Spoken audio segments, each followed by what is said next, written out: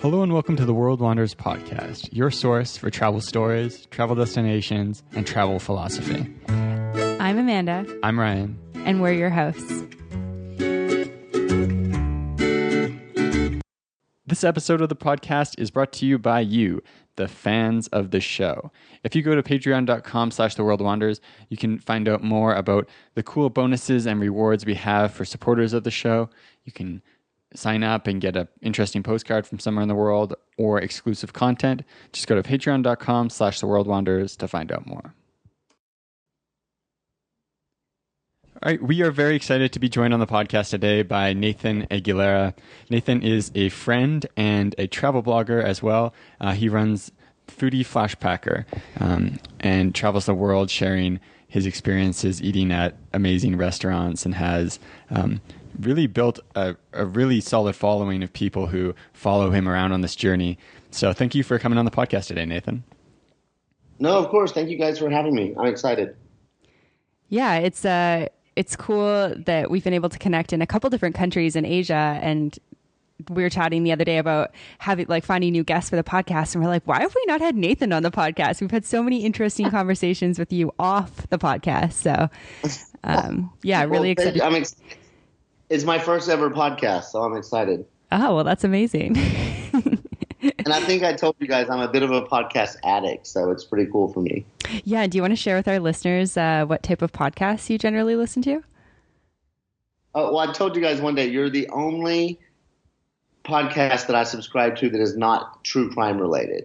So everything I listen to, I'm a true crime fanatic. All the My Favorite Murder, I'll Kill a No Filla, Serial, all those things. I'm obsessed with all those, and your guys is the only one that is not in that genre that I follow. Well, thank you. That's flattering. Of course. And so, first question, where in the world are you joining us from today? I am in Budapest, Hungary. I just arrived here yesterday from Madrid. Awesome. First time in Budapest? Second, third? Third or fourth, but it's the first time since I've been blogging, so it's going to be all new material for the blog. Okay, awesome.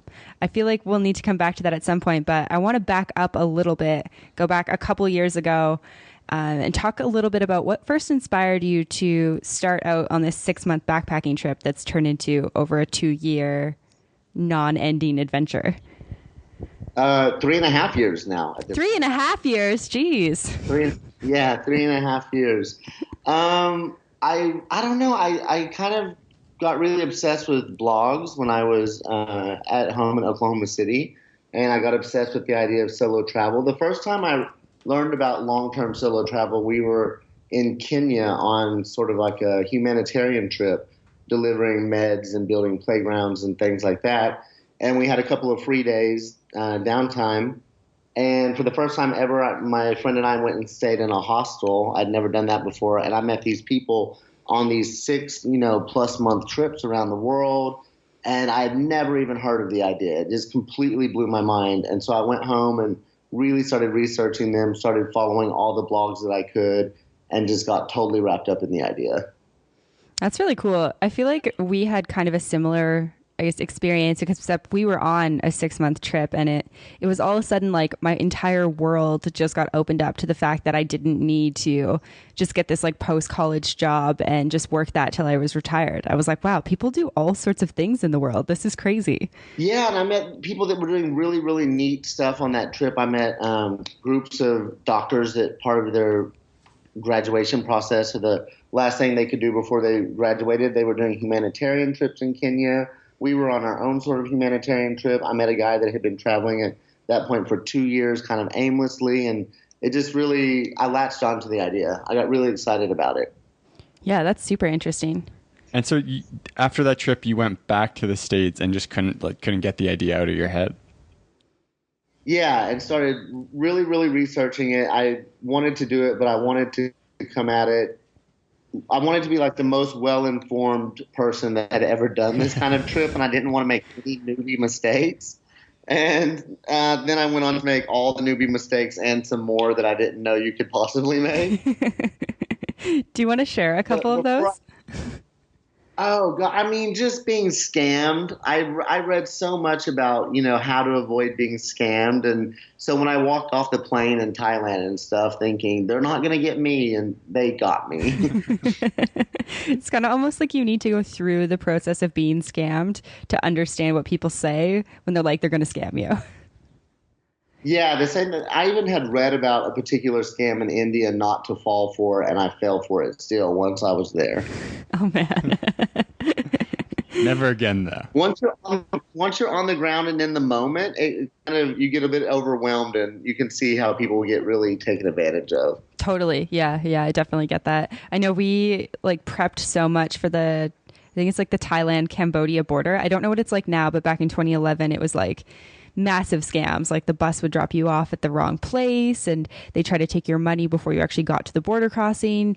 And we used like travel fish. We read all these blogs. We read like wiki travel. We did all of our research and we had like everything written out. And it was like, we didn't end up getting scammed because we were so organized with it, but that was like the only time where we'd fully studied, okay, this is how they're going to scam us and this is how, we just need to keep walking. Well, in India I fell for your hotel is full and overbooked, or I started to fall for that one. I managed to get out of it, but yeah, when I was in the middle of it, I was like, this sounds very familiar. I've read about this. Yeah, I mean it's hard though. You like go to check in if somebody's like, well, the hotel's full. It's like, what do you do? Be like, no, show me my room. I know it's not full. Exactly. Exactly. And so you started off this 3.5 year trip in Thailand. Did you go over there just to travel or did you start living there right away? To travel. So I initially, when I went home and the idea really caught on, I did kind of 2 test runs. I knew I wanted to start in either Southeast Asia or Central America. So I took 2 3-week holidays, and it was the first time I traveled alone. And I took 2 3-week holidays to each of those places to decide where I wanted to start, and decided on Thailand. And so then when I was ready to go and I sold all my things and quit my job, I started in Thailand for then what I thought was going to be a 6-month tour all around Southeast Asia. And at what point on that trip did you decide, like, this isn't just 6 months, I've got to stay longer? Honestly, before I left, I wanted it to be a 1-year trip, but I was scared to say that. And I was scared that I wouldn't make it a year and I would come running home and all my friends would be like, ha ha ha, remember that time you said you were going to take off on a 1-year trip and, came home in 2 months? Yeah, I totally can relate to that. I remember one of the girls I lived with at university, even with our first 6-month backpacking trip, she was like, you've never been away from home for that long, which I hadn't at that point. I went to university in the same province that I grew up in. So it's like, I'd never been away for that long. And she's like, I feel like you're going to get homesick. Like, what if you and Ryan fight a lot? Like, blah, blah, all these things. And I was like, I'm going to do it. I will not come home until 6 months has ended. Well, I really wanted it to be a year, but I just said 6 months to give myself a safety buffer. But in my mind, I always really intended on it being a year. Okay. Were there ever any moments in that first year where you did doubt yourself? I wouldn't say I doubted myself, but I definitely got really homesick at one point. And I booked a trip home for Christmas. And by the time that time came to come home, I was no longer homesick, and I really didn't feel like going home for Christmas. But I'd already bought the ticket, so I went. That's funny. Do you think that was it just reaching a point where you were maybe tired of moving around and missing some comforts of home, missing connection with other people, or what do you think that first feeling of homesick was really based on? Yeah, it was definitely missing having people that are really invested in your life, because you meet people and you're constantly meeting people, making new friends, and the 3-day best friend or whatever, and then you both go on your separate ways. But having someone that's really invested in your life and kind of knows the histories and knows what you're going through and things like that, I was really missing that. So I was really missing my friends and family and kind of this stability. Yeah. And so you've been on the road for so long now. Do you still get that, like missing those people who kind of know you like better and longer and who are more invested in your life, or have you found ways to kind of like cope with that? Yeah, I do. I mean, I still miss them a lot. I just went home for a week and I had some good family time. But I've also got some people that I've met along the way that I stay in really constant communication with. And technology makes it really easy. I was just on the phone with my best friend right before I took this call with you guys. So it's helped and it makes it easy. But there are definitely points, especially when you're feeling a bit down or there's something going on, that you kind of wish you could just go grab a drink with I've been best friends with my social group, most of them for more than 15 years. Mm-hmm. So yeah, I really miss that sometimes. Yeah, it's kind of tough because especially like at the point you're at and where we were at, like you've got a lot of flexibility in the places you can go. So you can like make points to go visit people and you meet people all over the world, which is nice. But there is something to having like a group of friends living in the place you live in so that you just get those like, oh, it's Friday night, like let's go do something, those kind of things, instead of having like you go visit someone for like 4 days and then it's like you see each other all the time, but then you can't see each other again after that. Yeah, when I come to visit people for these 3 to 4 days, I feel like there's a bit of pressure on them to play host or to show me around or to entertain or things like that. And you don't want to come and disrupt someone's schedule because everyone has their lives and routines. So as much as it's nice to come see people, you also don't want to be disruptive. Yeah, absolutely. Yeah, we had that experience a little bit. We went to go see friends in Macau, and it was so great to see them and see their lives there, but they're so busy, like they're international teachers. And I felt a little bit at times like, oh, we're like in your home and we've kind of like put a wrench into your like day-to-day life and stuff. And it didn't seem like they minded, but I don't know. I felt really bad about it. Like I was almost like, I feel like we should have just booked a hotel and stayed on our own so we weren't like being so disruptive to your regular life. Yeah, for sure. Because I think especially working like we do online, we have a lot more flexibility than probably like you're saying, friends that are teachers that maybe have more of a fixed schedule. Totally. Yeah. Like they had places to be every morning. They had to work till a certain time. And I mean, we have tasks that we have to do, but it is a lot more flexible. So yeah, like for me, like I had a bunch of friends. We were all meeting for a huge festival in Madrid. And I flew to Madrid early and I just locked myself in my apartment and cranked out a ton of work because I knew when they were there, I wasn't going to do anything. So I had that flexibility. I think in the week before they showed up, I put out 10,000 words. Nice. It's like a short book. Yeah, I got everything scheduled. I did blog posts and I did some freelance assignments and guest posting and everything else. And I just scheduled everything so that I could totally go offline for the time period my friends were there, because it's one of those know thyself situations. And I knew that I wouldn't be working while they were there at all. Yeah, totally. Absolutely. Yeah. We both get that. Yeah. So on the first year in total, but especially towards the start, how did the reality of traveling around Southeast Asia compare to the kind of dream you had before you left? Well, I mean, I guess it must have been better or I would have gone home. In a lot of ways, it was better. And in a lot of ways, the stuff people told you when they're actually happening to you and you're meeting all these people and seeing all these things and you're very in the moment, it's amazing. But, then there's the other side. And we always say, we should make a joke about the real side of traveling and show like these 18-hour transit times and when you haven't showered in 2 days and when you have no Wi-Fi and you miss your bus or your train is late or it just never shows up. There's a whole other side of it. And there's a lot of frustration in traveling that I think that a lot of us don't talk about. We just show the beautiful things and cocktails and sunsets and stuff like that. But it can be really frustrating sometimes.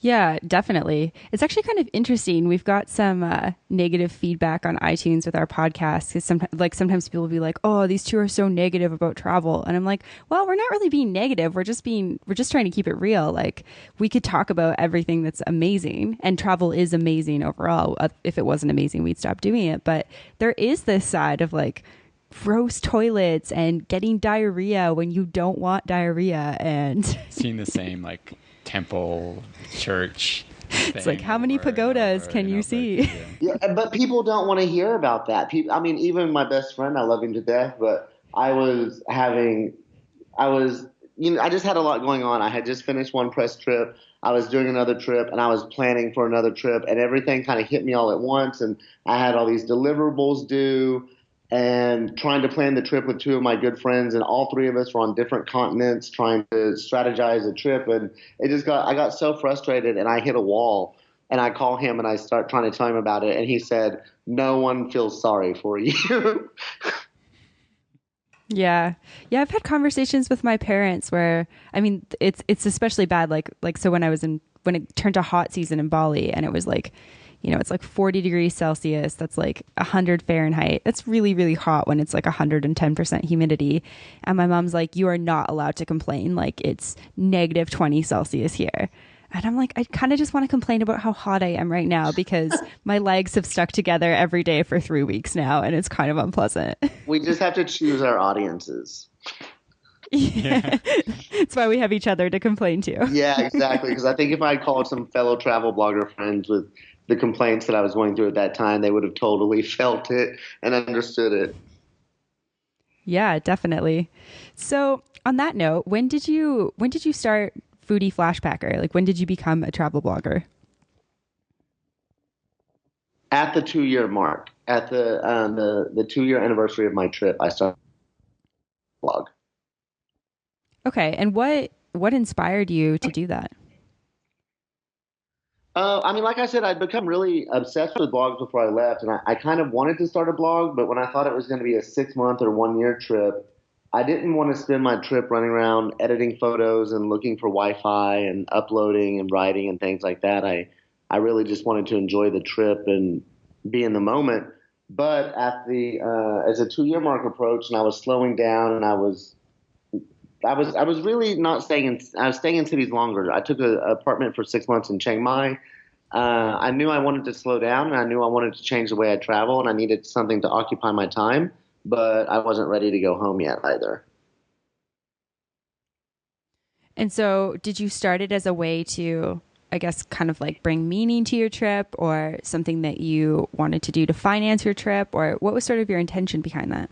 I started it it had a lot to do with structuring my time and giving me something to do, and also share. I don't hate writing. I actually like writing when I'm in the mood to write. I quite enjoy it. But no, in the beginning, I did not start it off to finance my trip. I thought, maybe I could get some nice hotel stays, or I could go on some press trips and maybe offset my cost. But I did not have intentions of it financing the trip. Okay. Yeah, that's cool. It's neat to hear about that, and then to see like how much you've grown in the last year and a half, because I think your blog has done quite well over the year and a half that you've been running it. Thank you. Yeah, it's going places. I think it's bad. You get in the spot or space where you start comparing yourself to other people and people that grow faster or had more success way earlier, and that can be really frustrating and negative. So I try and stay away from that and recognize that in a year and a half I have had good growth and taken a lot out of it, and it's been a lot of fun. Yeah, it's kind of an interesting thing because we found like we never really compared our blog or our podcast until we started interacting with more like travel bloggers and travel podcasters. And I love interacting with those people because it's so cool to meet like-minded people, because you go, "Oh, I run a travel blog," or "Oh, I run a travel podcast." And somebody just they don't stare at you blank faced with their mouth kind of open like, "People run travel blogs? Is that a thing?" They get it, which is so great. But then there's also this like, "Well, how many follows do you have on Instagram, and how much, how many clicks do you get in a month?" And it's like, I don't want to do all this with you. Yeah, I mean, mostly I've not had a lot of negative experiences, but at the 1-year mark, because I told myself I'll give it a year, and if I like it, I'll keep going, and if I don't care for it, I don't mind quitting something. I'm not afraid of quitting things, So at the 1-year point, when I evaluated everything and made the decision to keep going or not, at that point I really wasn't making hardly any money, but I genuinely stayed in it for the community, for the people that I'd met and the other bloggers, and just I'd gone to the same conferences where I met you guys and stuff, and just the community is what kept me in it past the 1-year mark. Yeah, that's really cool to hear. How did you decide that you wanted to focus on food? Was that just kind of naturally like, oh, that's looking at your travels, that's really what you focused on, or was there something else behind it? At first, it was going to be just a general travel blog, but I had some friends that were travel bloggers before I started, and they told me you have to have a niche, and you definitely, want to niche down and find something because travel is too broad, and you're not going to be able to capture an audience.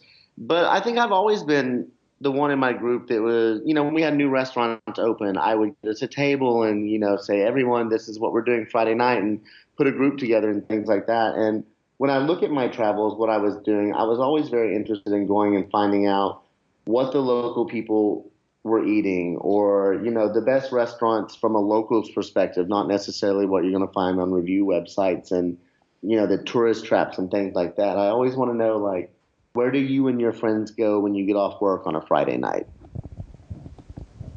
Yeah, that's super interesting to find out. And so what have been some of your, what are some of your favorite countries for food? All of them. No, I find great food everywhere I go. For food, I would say Vietnamese food is one of my very favorite in the world. Having just come from Spain, I was reminded how much I love Spanish tapas, and they have amazing wine at really affordable prices. And of course, Thailand. But I've spent so much time there. I don't miss Thai food as much as I did, but Thailand has amazing food, Vietnamese food, and Spain. I would say those are my favorite food regions. Okay. What about Mexico?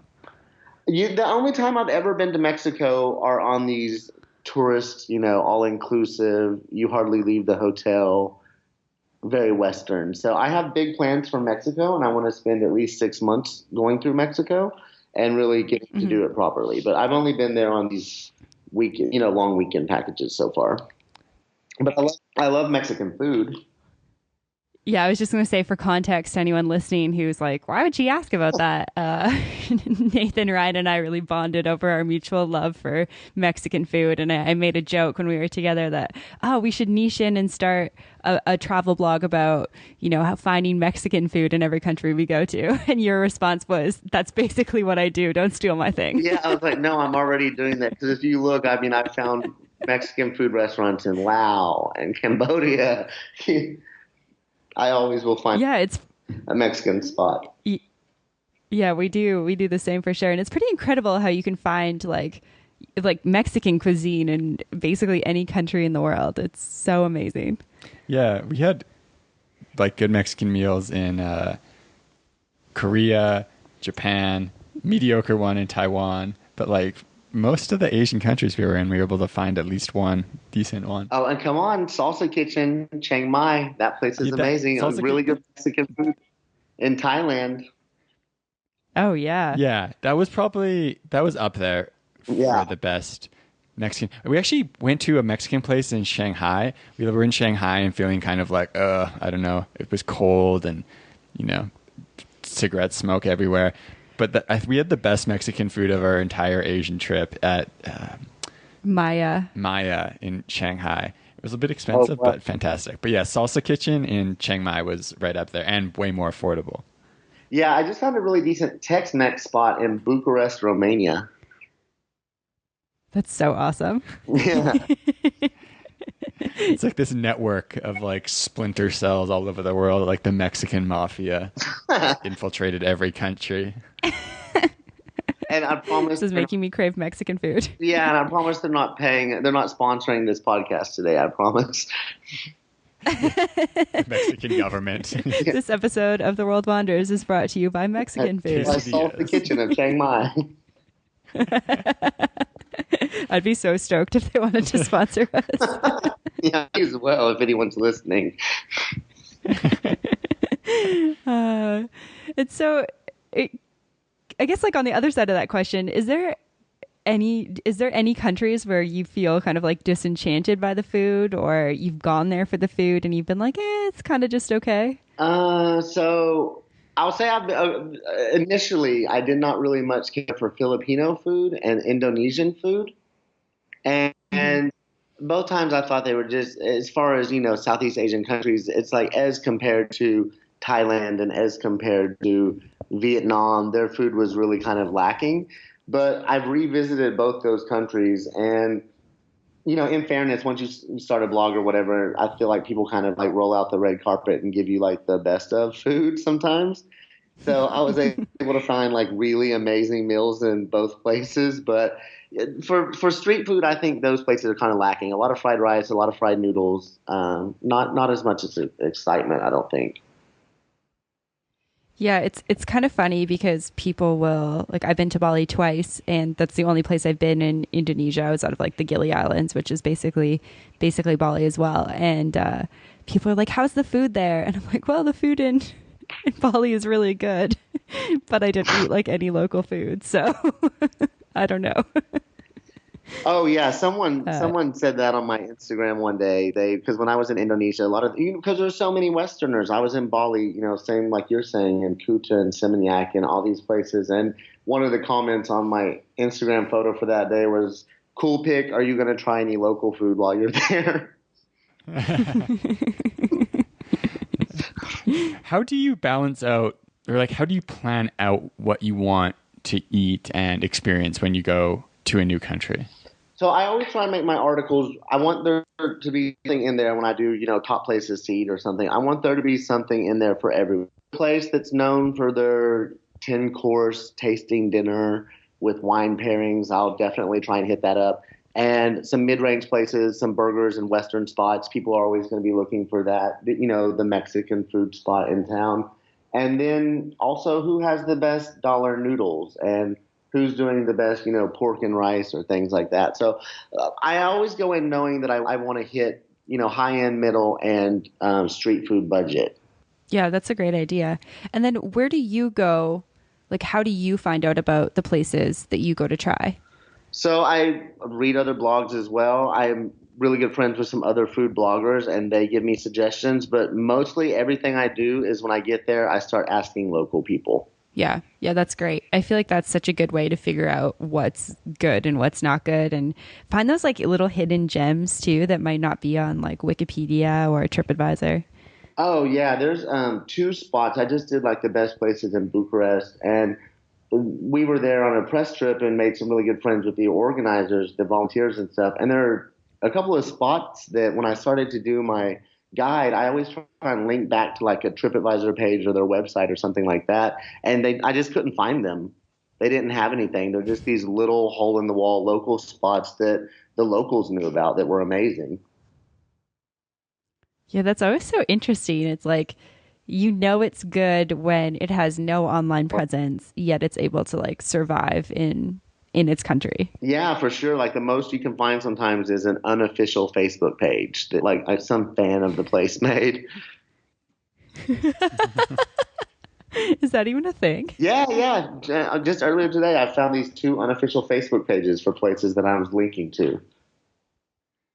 And you can add places on Google Maps now as well. Yeah. You can get some extra local guide points. Add a new spot. Ryan's all about the local guide points. Just racking them up. Level 4. Nice. How do you keep track of everywhere you eat? I guess since we're talking about Google, I found that a really good way to keep track of it for myself. I just try to review every single place we go to, and then whenever I'm like, oh, where did we go in Tokyo? I can just look at that Google profile and say like, okay, these are all the places I went. But how do you keep track of all of your thoughts on what you're eating and that kind of stuff? It's so low tech. I take photos of the menu description so that I have a description in the local language. And when I'm taking that photo, I generally take a photo of the menu, the name of the place on the menu as well. And I'll just keep notes in my phone about what I thought of it. Okay. And yeah, that's a good way to do that. yeah, and then when I start to leave, I have, here's the photo of the dish I had, the description usually in the local language, and where I ate it at. And then if you're like going to check out a place that I don't know that you are pretty sure you're going to write about or that sort of thing, what's kind of the process to actually like getting that meal sponsored or having a partnership with that restaurant? So the only meals that I will reach out to and generally ask them to sponsor me or host me are the really high-end ones. Everything else I pretty much pay for myself, but you don't want to go somewhere and not have a great experience and then have to write about it and recommend it if you wouldn't feel comfortable. So if I go and I pay Hmm. for it myself, then I have no obligation to write about it. But on the other hand, if I go for, a $150, $200 10-course tasting dinner, it's probably going to be good. You hope so, at least. Yeah, yeah. So you know before you go in that when you're doing these, they're almost like Michelin star restaurant quality. It's probably going to be a good experience, and you're happy to recommend them, and they're happy for the promotion. But everything else I pay for out of pocket. Yeah. Yeah, I think it's like an interesting balance to kind of strike when you are, I guess, like in the business of blogging, because people people will, come to know and trust your brand. And I feel like sometimes taking free stuff can compromise, people's trust in that. But then at the same time, it's like, you know, you run a travel blog, you run a food blog, you travel the world so that you can taste food, and going to do like a 10-course dinner with wine pairings is not really in like a travel blogger's budget. So there's definitely that balance there. Yeah, for sure. And I don't want everything that I write to just be, a bunch of stuff that people sponsored or paid me or something like that to say. I want it to be my opinion so that when people read it, they say it must be good. If he's recommending it, it must be good. You want to have authority or people feel like you're genuine about it. Yeah, yeah, definitely.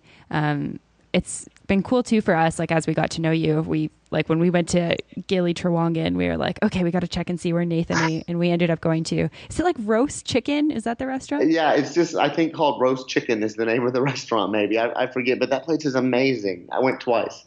Yeah, we like never would have eaten there if it wasn't on your blog. Like we went and we're like, is he sure this is good? Because it kind of just like doesn't look that good. And I mean, like I don't even eat chicken and it was fine. Like I was able to get something off the menu that was really yummy. Yeah, that place was amazing. They have proper gravy there.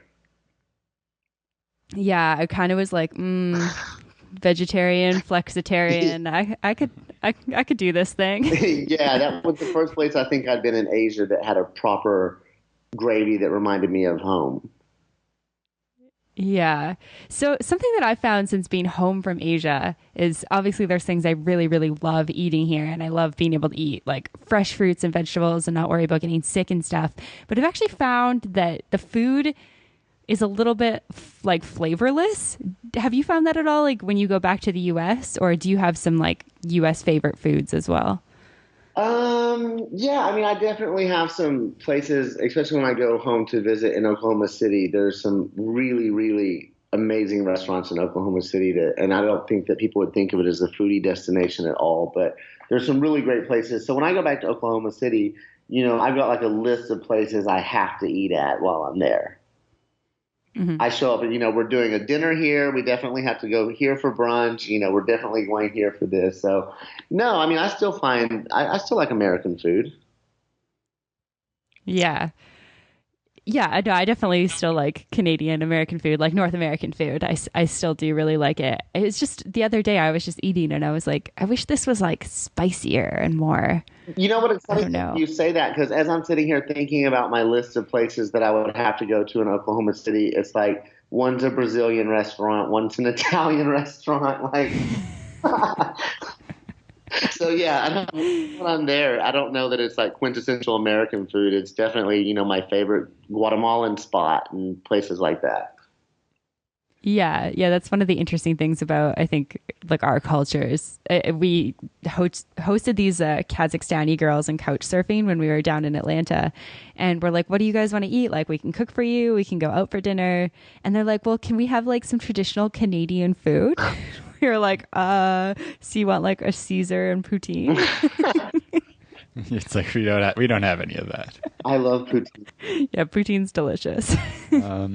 So something that's I feel like it's cool for you. The context of having a food focused blog is cool because it pushes you to go out and probably get outside of your comfort zone food wise, and instead of maybe like I know for us sometimes we can kind of fall, especially traveling longer, but like fall into just like sticking in our comfort zone food wise and not getting out and trying street food or trying something and finding out that you really like it.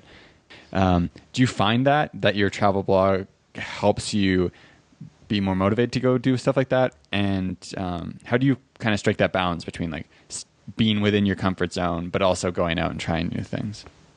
Well, I think I have a big comfort zone. Like, there's not a lot that I won't eat or try. The only stuff that I never want to try are things that are like fear factor, gross out things to me. And I remember people telling me several times, like, "Oh, but you're a foodie, you should try this." And I'm like, just because I'm a foodie, I don't want to eat duck embryo. I don't want to eat balut when I'm in the Philippines, and I don't want to eat cockroaches, and I don't want to eat tarantulas. So I have a pretty big foodie comfort zone. So for me, it's not a big problem, and I'm usually excited about it. But the only things I really stray away from are those things to me that I just have. There's some maggot cheese in France with like live maggots. Ugh. Yeah, no, thank you. Oh, I don't care so if messed it's up. delicious at all, but I hope to never try that.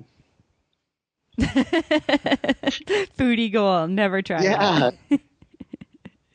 It's like, you're a foodie. You should be eating, dirt or yeah, they think you should just rotting log. everything, but no. Yeah, it's kind of interesting because there is definitely, I guess, like finding that balance of trying new things, but then also sticking within, I don't know, what you're actually comfortable like putting in your body. Yeah, I mean that being said, I did a really great walking food tour in Morocco, and I ate like a sheep face. So I mean, I'm not fussy at all, but I don't want. There's some things I just don't care to try.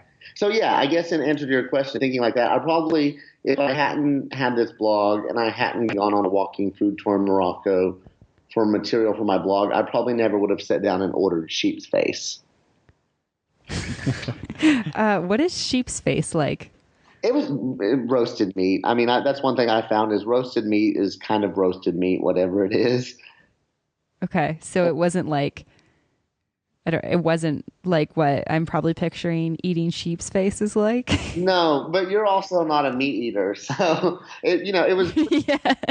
it was pretty. I thought it was pretty good. The thing was, everyone was being really timid about going for the first bite, and I started to jump in, and I was kind of poking at it. And the girl leading the tour, Amanda, a friend of mine, she's like, "No, you have to do like this," and she like picked up the jaw and peeled back the face to get to the meat of the sheep. So that part was a little it threw me off a little. But once you got down there, the meat is actually really good. It's like brisket. Okay. So it comes out like an actual head? Yes. Oh, wow. Okay. Yeah. Foodie Flashpacker, walking food tour Morocco. Check it out. Yeah, definitely go check it out. I'm going to go check that out. So I know from our conversations, you kind of have a pretty solid, like, stomach defense lining.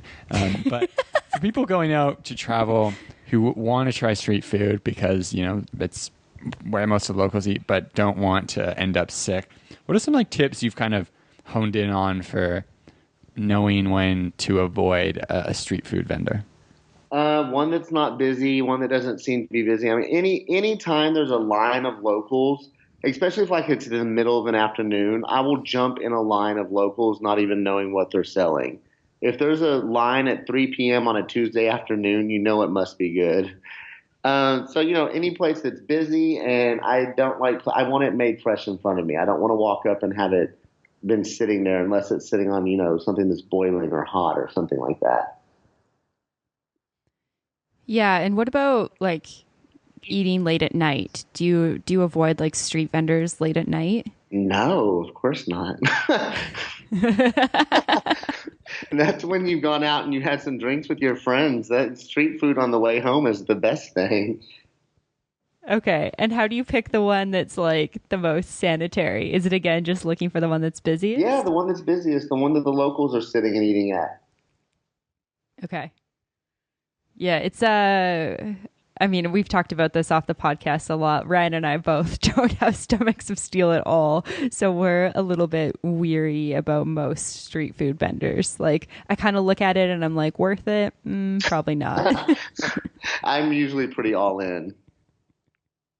And have you got sick much on your travels? Not much. I mean, I feel like I haven't been sick any more than I have been at home, but definitely nothing serious. I mean, I've never had any, from food anyway. I mean, I've never had any serious something. In India, I had a stomach parasite, That was kind of bad. Ooh. That was just some tablets I had to take. Okay. Just a parasite. So casual. It involved no hospitalization, no IVs, no surgery, no flights home. So I felt like it wasn't as bad as some people that I've heard. Right. Yeah.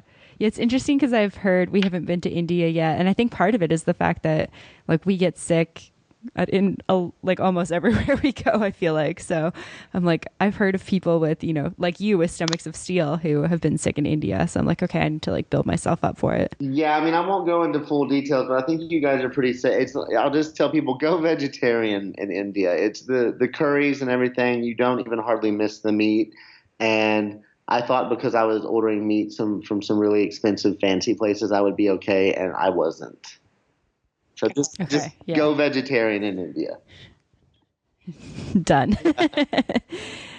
So something that I was just reminded when I brought up those Kazakhstani girls is when we were talking about local Canadian food, they were telling us about, we asked them like what some of their local food was. And they said that, they eat horse meat, like horse meat is their traditional thing that they eat in Kazakhstan. And it's really interesting when you start traveling how different places have these different things that they consider okay to eat that are different from what, in North America, people would be appalled if you're like, oh yeah, I'm just going to slaughter my horse and cook it for dinner. Mm-hmm. People would be very offended. Have you found that when you go to a place, it's really important for you to just be really open-minded to whatever that like local dish or local cuisine is in that country and just give it a try?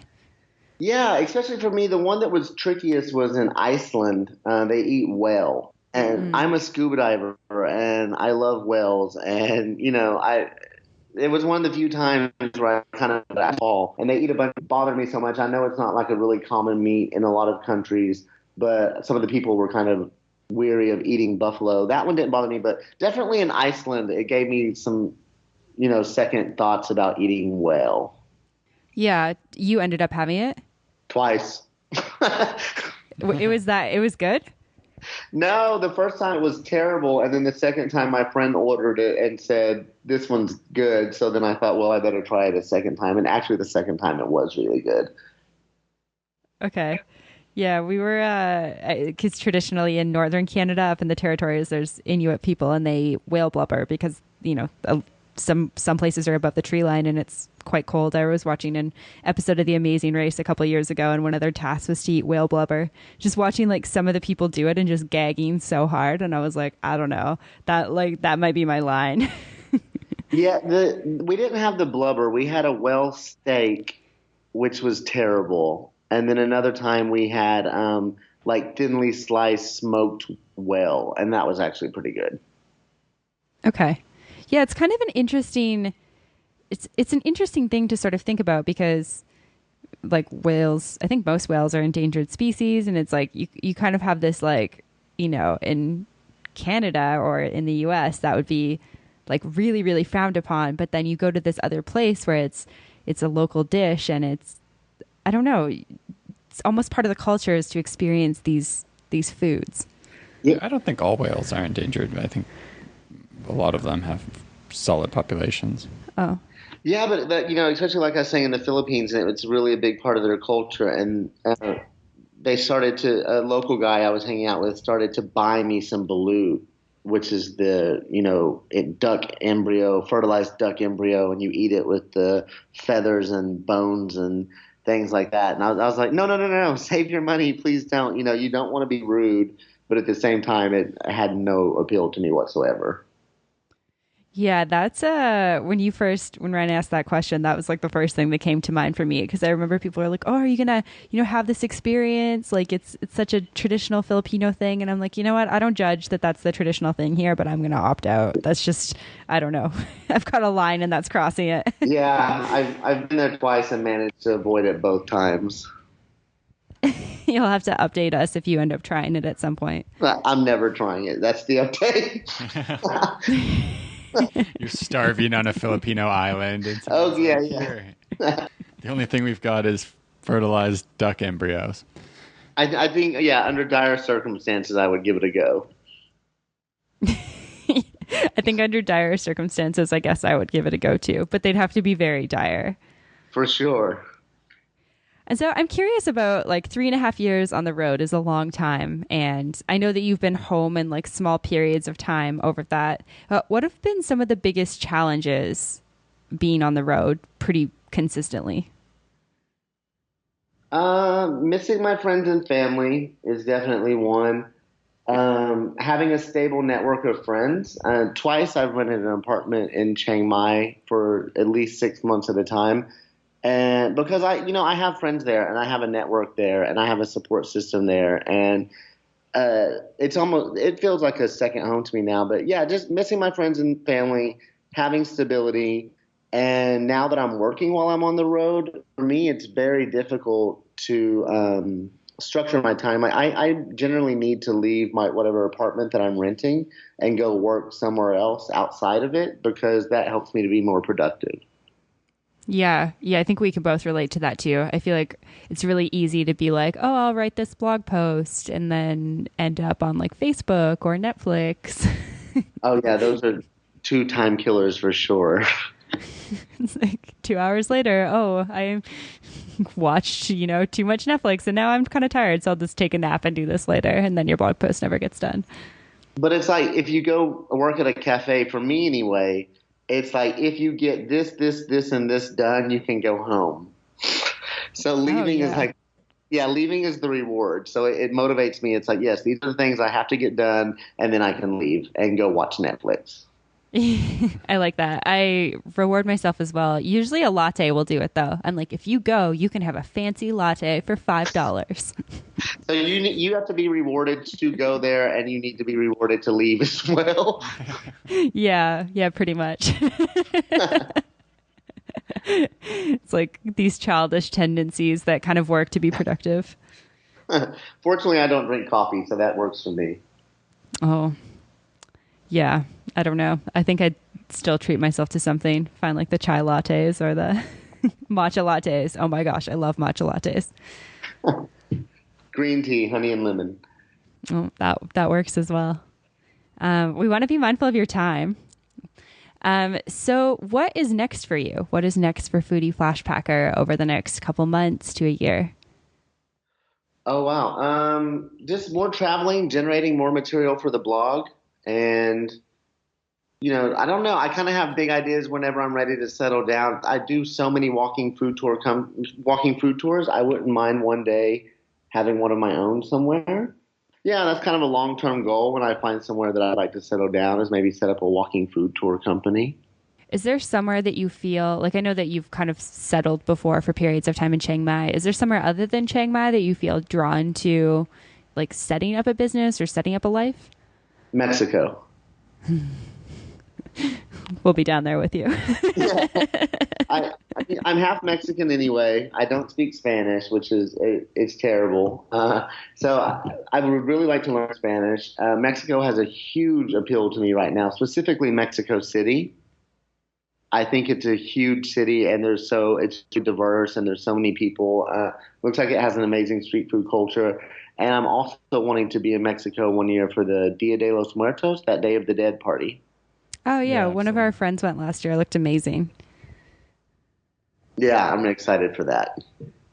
That's super cool. That's exciting to hear. And so you're in Budapest right now. And then what are you doing for the rest of the summer? Just bouncing around Europe. I have a couple of conferences and a couple of press trips. So bouncing around, I think in September I've got plans in Greece, October plans in Romania, November possibly in the UK. And so in between those, kind of just making my way towards those destinations and revisiting some favorite countries and exploring some new ones along the way. Wow, that's amazing. And so if people want to go to learn more about you, where can they find you on the internet? Foodieflashpacker.com. Foodie, not Y. Okay. And then you're same on Instagram, right? Yeah, I'm most active on Instagram, I would say. Same, at Foodie Flashpacker. Yeah, and we've followed Nathan since we first met, I guess back in December, so like 6 months ago, and his photos will definitely have you drooling. It's definitely, you can follow along calorie for calorie is what I tell people. Live vicariously through you. Yeah, I don't go on your Instagram if I'm hungry or if I'm like somewhere that has bad food. I'm like, I can't go there. I'll just want that food instead. Yeah, avoid it then. But yeah, it's a work in progress. My photography is not a skill that comes natural to me, so it's definitely a work in progress. But it's something I'm having a lot of fun with, and I mess around on Instagram stories quite often as well. Amazing. Well, thank you so much for your time today, Nathan. It's been awesome chatting with you. Thanks for coming on the podcast. You're welcome. No, of course you're welcome. I can't wait to meet up with you guys again sometime in the future. Yeah, I think it might be Mexico. Sounds good to me. I'll see you there. To find more information, relevant links, and photos talked about in this week's episode, check out theworldwanderers.com. If you have a question, comment, or feedback, send us an email at info@theworldwanderers.com. Join our community on Facebook at The World Wanderers or on Twitter at WorldWanderers1. As always, thanks so much for listening. Have a great day. Bye.